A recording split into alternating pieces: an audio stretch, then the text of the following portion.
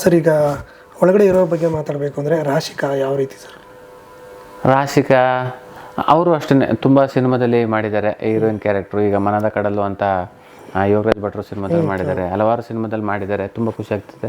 ಮೈಸೂರಿನವರು ಅವರು ಸ್ಪೋರ್ಟ್ಸ್ನಲ್ಲಿ ತುಂಬ ಸ್ಟ್ರಾಂಗ್ ಇದ್ದಾರೆ. ಎಷ್ಟೋ ಸಲ ಅವರು ಕೈ ಎಲ್ಲ ಏಟಾಗಿ ಇಲ್ಲೆಲ್ಲ ಕಿತ್ತೋಗ್ರಂತ ಬಂದರೂ ನಾನು ಈ ಗೇಮಲ್ಲಿ ಗೆಲ್ಲಬೇಕು, ನಾನು ಸೋಲ್ಬಾರ್ದು, ಗೆಲ್ಲಬೇಕು ಅನ್ನೋ ಒಂದು ಹಠ ಐತೆ ಸರ್. ತುಂಬ ಚೆನ್ನಾಗಿ ಆಟ ಆಡ್ತಾವ್ರೆ ಅಂತ ಅನ್ನಿಸ್ತದೆ. ಧನುಷರು ಅಷ್ಟೇ. ಈಗ ನಮ್ಮ ಗೀತಾ ಸೀರಿಯಲಲ್ಲಿ ಒಂದು ಲೀಡ್ ಕ್ಯಾರೆಕ್ಟ್ರ್ ಮಾಡಿ ಒಂದು 5 ವರ್ಷ ಕಂಟಿನ್ಯೂ ಹೋಗಿ ಆಲ್ ಓವರ್ ಕರ್ನಾಟಕ ಜನತೆಯ ಪ್ರೀತಿ ಚಪ್ಪಳೆ ಗಳಿಸವ್ರೆ. ಅಲ್ಲೂ ಅಷ್ಟೇ ಸ್ಪೋರ್ಟ್ಸು ಅಂದರೆ ತುಂಬ ಸ್ಟ್ರಾಂಗ್ ಆಗವ್ರೆ ಅವರು. ಯಾವುದೇ ಸ್ಪೋರ್ಟ್ಸ್ ಆಗಲಿ ನಾನು ಗೆಲ್ತೀನಿ ನಾನು ತುಂಬ ಅದರಲ್ಲಿ ತುಂಬ ಸ್ಟ್ರಾಂಗ್ ಆಗವ್ರೆ. ಮಾತು ಆಡೋದ್ರಲ್ಲಿ ಒಂದು ಸ್ವಲ್ಪ ಕಡಿಮೆ ಇದ್ದಾರೆ. ಅದೊಂಚೂರು ಮಾತು ಒಂದು ಸ್ವಲ್ಪ ಜಾಸ್ತಿ ಮಾಡ್ಕೊಂಡ್ರೆ ತುಂಬ ಫೈಟರು ಅವರು ಅಂತ ಹೇಳ್ಬೋದು. ಒಂದು ಸ್ವಲ್ಪ ಓಪನ್ ಅಪ್ ಆಗಬೇಕು ಅಂತ ಅನ್ನಿಸ್ತದೆ. ಅಶ್ವಿನಿ ಮೇಡಮ್ ಅವರು ನಾನು ಹೇಳ್ದಂಗೆ ಅವರು ಇಲ್ಲಿ ಒಳ್ಳೆ ಹೋರಾಟಗಾರರು, ಕನ್ನಡ ಪರ ಹೋರಾಟಗಾರರು, ಮಹಿಳಾ ಮಾತುಕತೆ ತುಂಬ ಚೆನ್ನಾಗಿದೆ, ಎಜುಕೇಟೆಡ್. ಬಟ್ ಅಲ್ಲಿ ಅವ್ರ ಆಟ ಚೆನ್ನಾಗಿ ಆಡ್ತಾವ್ರೆ ಅಂತ ಅನ್ನಿಸ್ತದೆ. ತಂಗಿ ನನ್ನ ಪ್ರೀತಿಯ ನಾನು ಯಾವಾಗಲೂ ತಂಗಿ ಅಂತ ಕರಿತೀನಿ, ಅವರು ಅಣ್ಣ ಅಂತ ಬಾಯಿ ತುಂಬ ಕರೀತಾರೆ. ಒಂಥರ ತುಂಬ ಖುಷಿ ಸರ್. ಯಾಕೆ ಹಂಗೆ ಎಲ್ಲರೂ ಹಂಗೆ ಕನೆಕ್ಟ್ ಆಗೋದಿಲ್ಲ. ಅಣ್ಣ ತಂಗಿ ಅನ್ನೋದು ಒಂಥರ ತುಂಬ ಬೆಲೆ ಕಟ್ಟೋಕ್ಕಾಗ್ದಿರೋಂಥ ಒಂದು ಸಂಬಂಧ. ಬಟ್ ಅವರು ಅಷ್ಟೇ ಸ್ಪೋರ್ಟ್ಸಲ್ಲಿ ತುಂಬ ಸ್ಟ್ರಾಂಗ್ ಅವರೇ. ಎಲ್ಲಿ ಮಾತಾಡಬೇಕು, ಹೇಗೆ ಮಾತಾಡಬೇಕು, ಸರಿ ತಪ್ಪು, ಅವ್ರ ಆಟ ತುಂಬ ಚೆನ್ನಾಗಿ ಆಡ್ತಾವ್ರೆ. ಕಾಕ್ರೋಚ್ ಸುಧಾರಣ ನಿಮಗೆ ಗೊತ್ತು, ಯಾಕೆಂದರೆ ಅವ್ರು ಎಂಥ ಮಾತುಗಾರರು ಅಂತ. ನಿಜವಾಗ್ಲೂ ಎಲ್ಲ ಸಿನಿಮಾದಲ್ಲಿ ರಗಡ ಕ್ಯಾರೆಕ್ಟರ್ ಮಾಡಿದಂಥವ್ರು. ಆಮೇಲೆ ಮಾತಾಡೋಕ್ಕೆ ಶುರು ಮಾಡಿದ್ರೆ ಅವರ ಧ್ವನಿನೇ ತುಂಬ ಒಂಥರ ಗಡ್ಸು ಧ್ವನಿ ಥರ ಇದೆ. ತುಂಬ ಚೆನ್ನಾಗಿ ಆಟ ಆಡ್ತಾವ್ರೆ. ಸುದೀಪ್ ಸರ್ ಯಾವುದೋ ವಿಚಾರಕ್ಕೆ ಅವ್ರಿಗೇನೋ ಒಂದು ಬೈದಾಗ ಒಂದು 2 ವಾರದಿಂದ ಒಂದು ಸ್ವಲ್ಪ ಸ್ಲೋ ಆದರು ಅಂತ ಅನ್ನಿಸ್ತದೆ. ರಿಷಾ ಅವರು ನಮ್ಮ ಮೈಸೂರಿನವರು. ಅವರು ಒಂದು 5-6 ಸಿನಿಮಾದಲ್ಲಿ ಮಾಡಿದ್ದಾರೆ ಹೀರೋಯಿನ್ ಆಗಿ.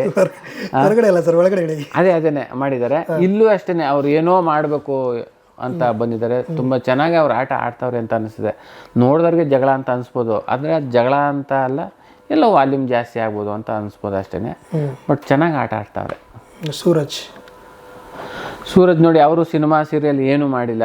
ಒಂದು ಯೂಟ್ಯೂಬು ಈ ಥರದ್ದು ಏನೋ ಮಾಡ್ಕೊಂಡು ಬೇರೆ ಜಾಬ್ ಮಾಡ್ತಾಯಿದ್ರು. ಒಳಗಡೆ ಎಂಟ್ರಿ ಕೊಟ್ಟಾಗ ಯಾವ್ರಪ್ಪ ಒಳ್ಳೆ ಹೀರೋ, ತುಂಬ ಚೆನ್ನಾಗಿ ಅವರೆಲ್ಲ ಹಾಗೆ ಹೇಗೆ ಅಂತ ಅನ್ಸೋದು. ಫಸ್ಟು ಅವ್ರು ಬಂದಾಗ ಒಂದು ಗೇಮ್ ಆಡಿಸ್ತಾರೆ. ಗೇಮ್ ಆಡಿದಾಗ ಅವ್ರು ತುಂಬ ಚೆನ್ನಾಗೂ ಆಡ್ತಾರೆ. ಆಗ ಬಿಗ್ ಬಾಸ್ ಹೇಳುತ್ತೆ, ಈ ಕಾಯಿನ್ ತಗೊಂಡ್ರೆ ನೀವು ಕ್ಯಾಪ್ಟನ್ ಆಗೋಕ್ಕೆ ತುಂಬ ಹತ್ರ ಆಗ್ತದೆ, ಈ ತಗೊಳ್ಳಿಲ್ಲ ಅಂದರೆ ಟೀಮ್ ಜೊತೆ ಆಟ ಆಡಬೇಕಾಗ್ತದೆ ಅಂತ. ಆಗ ಅವ್ರು ಹೇಳ್ತಾರೆ, ನನಗೆ ಕ್ಯಾಪ್ಟನ್ ಆಗದೇ ಇರೋ ಪರವಾಗಿಲ್ಲ ಸರ್, ನಾನು ಟೀಮ್ಗೋಸ್ಕರ ಆಡಬೇಕು, ನನಗೆ ನನ್ನ ಟೀಮ್ ಮುಖ್ಯ ಅಂತಾರೆ.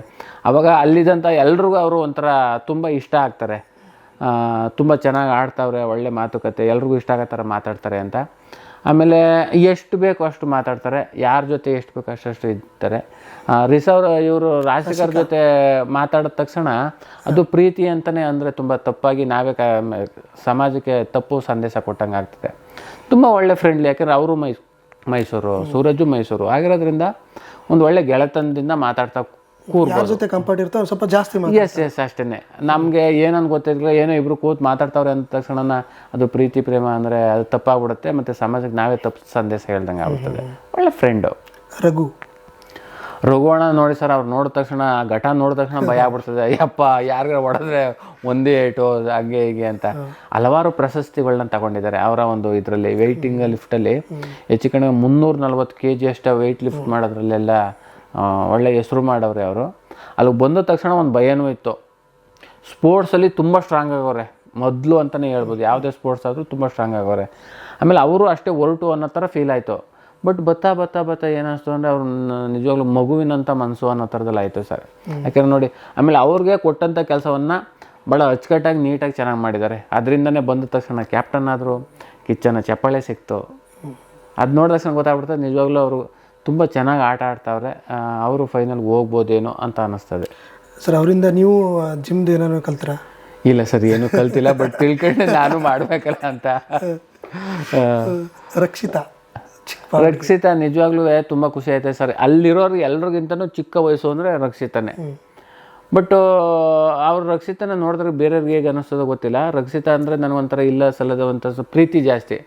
ಅವರು ಎಲ್ಲಿ ಸರಿ ಅನಿಸ್ತದೆ ಅಲ್ಲಿ ಸರಿ ಅನಿಸ್ತಾರೆ, ಎಲ್ಲಿ ತಪ್ಪು ಅನ್ಸಲ್ಲಿ ತಪ್ಪು ಅಂತ ವಾದ ಮಾಡ್ತಾರೆ. ಅವ್ರ ಎದುರುಗಡೆ ಯಾರೇ ಇರಲಿ ಸೋಲಂತೂ ಒಪ್ಕೊಳ್ಳೋದಿಲ್ಲ. ಇದು ನೀವು ಮಾಡುತ್ತೋ ಸರಿ, ನೀವು ಮಾಡುತ್ತೋ ತಪ್ಪು ಅನ್ನೋ ವಾದ ಮಾಡ್ತಾರೆ ಸರ್. ನನಗೆ ಆ ಒಂದು ಇದು ನನಗೆ ತುಂಬ ಇಷ್ಟ ಆಗ್ತದೆ. ನೀವು ಬರುವಾಗ ಸರ್ ಅಲ್ಲಿ ತುಂಬ ಹತ್ತಿದ್ದು ಅಂದರೆ ರಕ್ಷಿತಾ. ಹೌದು ಹೌದು. ಯಾಕೆ ಅಷ್ಟೊಂದು ಬಾಂಡಿಂಗ್ ಇತ್ತಾಗಿತ್ತಾ? ಗೊತ್ತಿಲ್ಲ ಸರ್. ಅವರು ನಮ್ಮ ರಕ್ಷಿತಾ ಅವರು ಮಲ್ಲವ್ರ ಜೊತೆ ತುಂಬ ತಾಯಿ ಮಗಳು ಥರನೇ ಇತ್ತು. ಎಲ್ರಿಗೂ ನೋಡಿದವ್ರಿಗೂ ಏನಪ್ಪ ಇವರು ಸ್ಪರ್ಧಿಗಳು ಅಂತಲೇ ಅನಿಸ್ತಿರಲ್ಲ, ಒಬ್ಬರು ತಾಯಿ ಮಗಳು ಅಂತಲೇ ಅನಿಸೋದು. ಆಮೇಲೆ ಅವ್ರ ಜೊತೆ ಅಷ್ಟಿದ್ರು, ನನ್ನ ಜೊತೆನೂ ಒಂದು ಒಳ್ಳೆ ಒಂದು ಗೆಳೆತನ ಬೆಳೀತು. ಆ ಮಲ್ಲವ ಹೋದ್ಮೇಲಂತೂ ನನಗೆ ಇನ್ನೂ ಜಾಸ್ತಿ ತುಂಬ ಹತ್ರ ಆದರು. ಎಷ್ಟೋ ಜನ ನೋಡಿದ್ರು, ಓ ತಂದೆ ಮಗಳು ಅನ್ನೋ ಥರದಲ್ಲಿ ಅನ್ನೋರು. ತುಂಬ ಖುಷಿ ಆಯಿತು.